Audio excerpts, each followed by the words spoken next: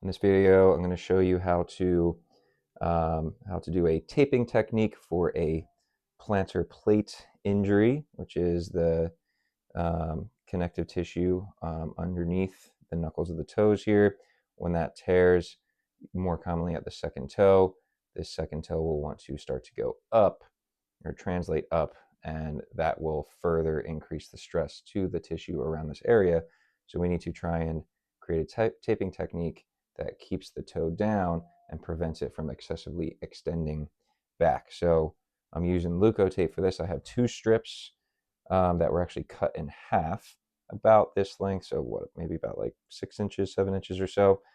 And what you're going to do is you're going to kind of feed the tape between the toes. You want to get it as high up towards where the toes connect as you possibly can.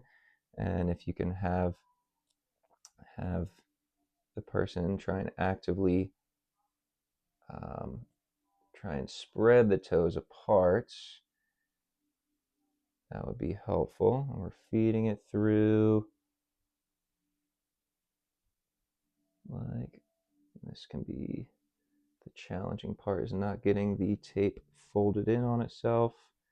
Once you get it over, the strip of tape more towards the outside of the toe, that's going to cross over and connect right underneath the ball of the big toe right here.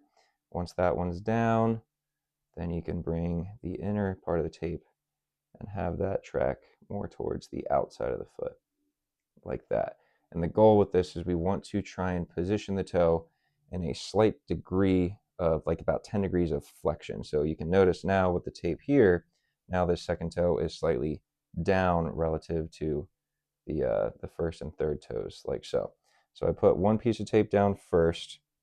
I'm going to put one more piece of tape on it just to reinforce the position. Would you mind trying to spread the toes out again for me?